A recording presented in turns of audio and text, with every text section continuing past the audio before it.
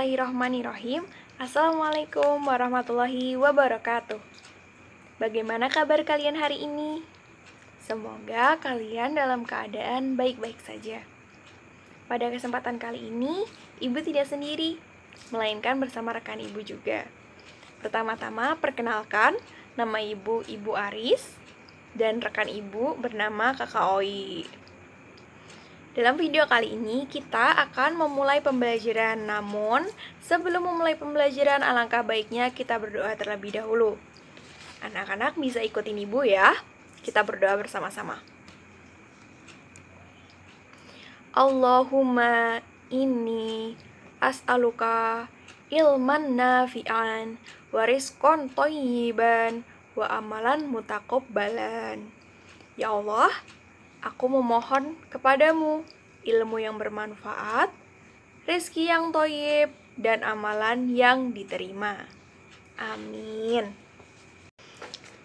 Pada kesempatan kali ini, kita akan belajar tema 6, energi dan perubahannya, subtema 2, perubahan energi, pada pembelajaran 2 dan 3. Simak baik-baik ya. Anak-anak, apakah kalian tahu bahwa saat kita melakukan aktivitas, kita menggunakan energi gerak loh? Energi gerak pada tubuh kita berasal dari energi kimia yang bersumber dari makanan. Nah, energi kimia yang berubah menjadi energi gerak ini disebut sebagai perubahan energi. Kalian pasti setiap hari bergerak bukan? Ke sekolah, mengerjakan PR, berolahraga, pasti bergerak. Nah, energi gerak itu bersumber dari energi kimia makanan. Jadi, kalau kalian tidak makan, maka akan terasa lemas. Nah, apakah kalian tahu contoh lain dari perubahan energi di sekitar kita? Atau di kehidupan sehari-hari kita? Ada yang tahu? Contoh perubahan energi di sekitar kita ada pertama, energi listrik menjadi energi panas. Contohnya adalah setrika. Kalau kalian lihat dan perhatikan, setrika itu berasal dari energi listrik dan menghasilkan energi panas. Selanjutnya ada energi listrik menjadi energi gerak. Contohnya kipas angin. Kipas angin kalau tidak dicolokkan ke listrik kira-kira bergerak atau tidak? Tidak. Jadi harus dicolokkan ke listrik dulu, baru akan berubah menjadi energi gerak. Jadi kipas angin ini merupakan salah satu contoh benda yang menerapkan perubahan energi, yaitu dari energi listrik menjadi energi gerak. Nah, selanjutnya ada energi kimia menjadi energi panas. Nah, contoh dari energi kimia menjadi energi panas adalah gas atau kompor gas. Nah, dalam kompor gas ini ada gas yang merupakan energi kimia menjadi api yang merupakan energi panas. Selanjutnya nih, ada energi gerak menjadi bunyi. Ada yang tahu contohnya apa? Iya, betul sekali. Contohnya adalah memainkan drum. Jadi, jika memainkan drum, tangan kita akan bergerak, sehingga drum akan berbunyi. Itulah perubahan energi gerak menjadi energi bunyi. Nah, selanjutnya, seperti yang kita ketahui nih, bahwa energi ini asalnya dari Tuhan dan merupakan nikmat dan berkat dari Tuhan.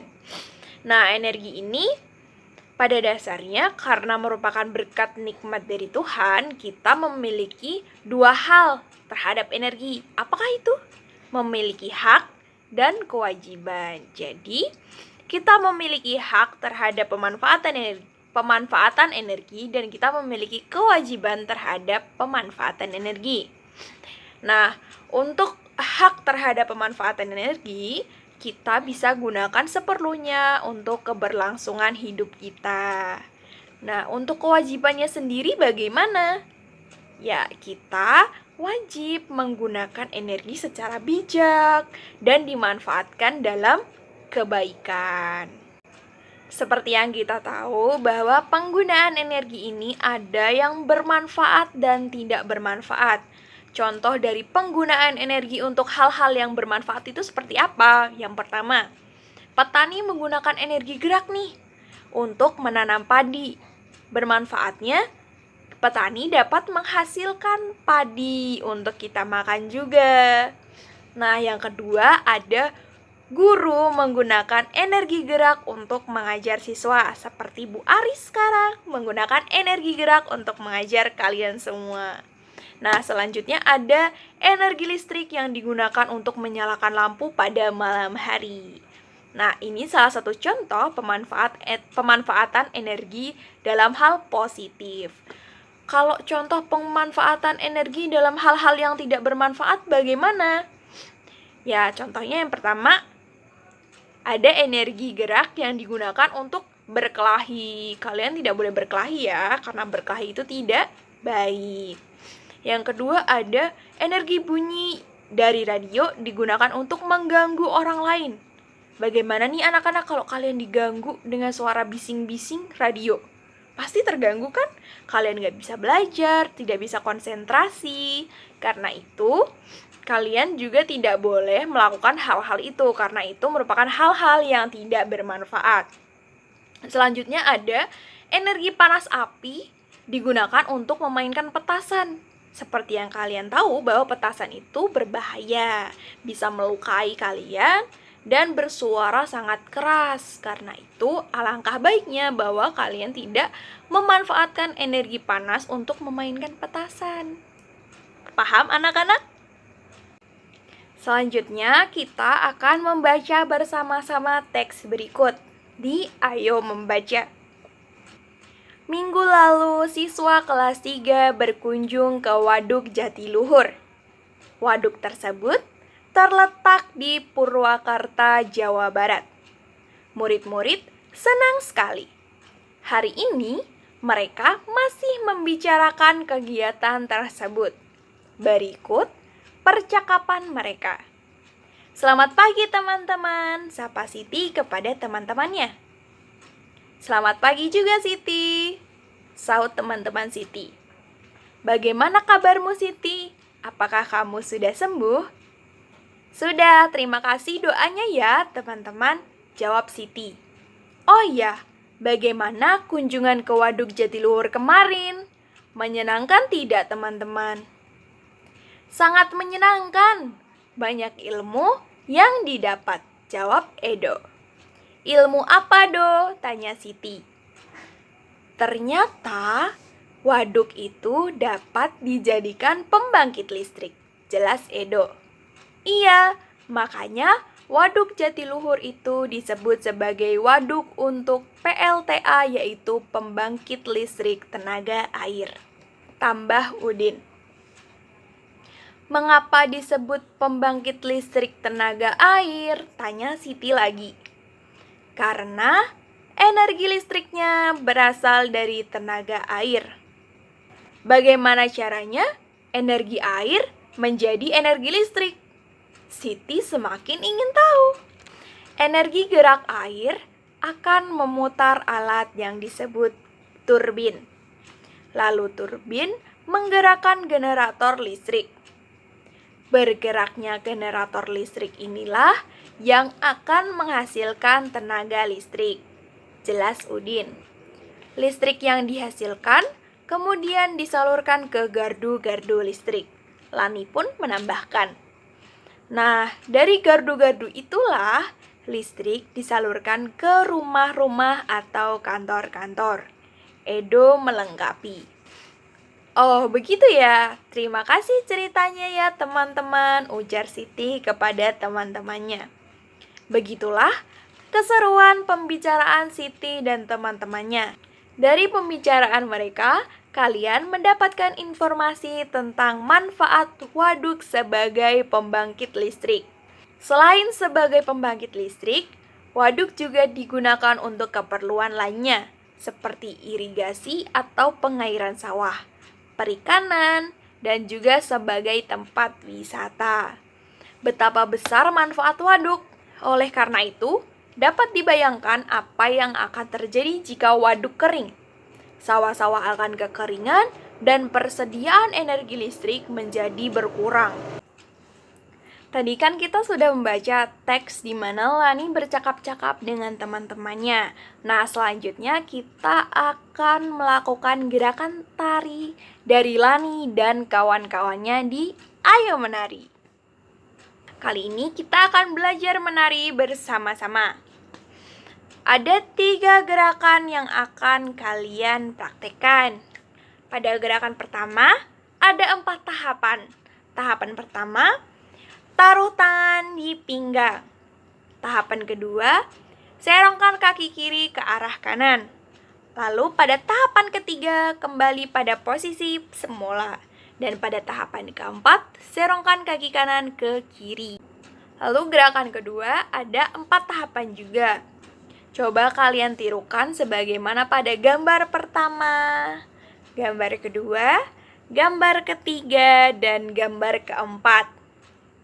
Bisa?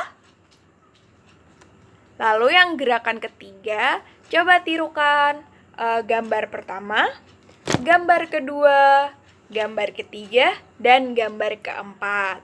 Bisa? Oke, kita ulang dari gerakan pertama.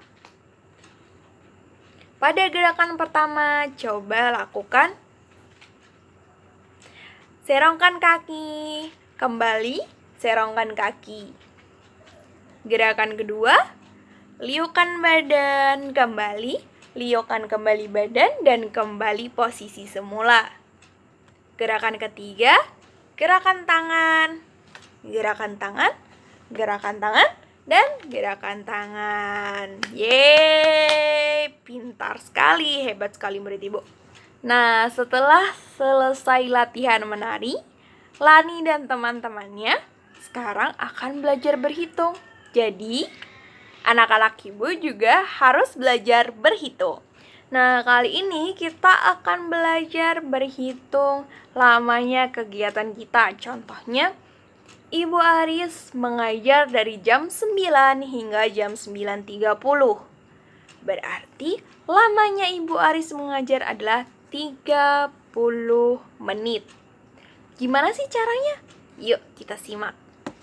Di sini Ibu Aris sudah memiliki contoh soal. Yang pertama, pukul 5 Lani bangun tidur.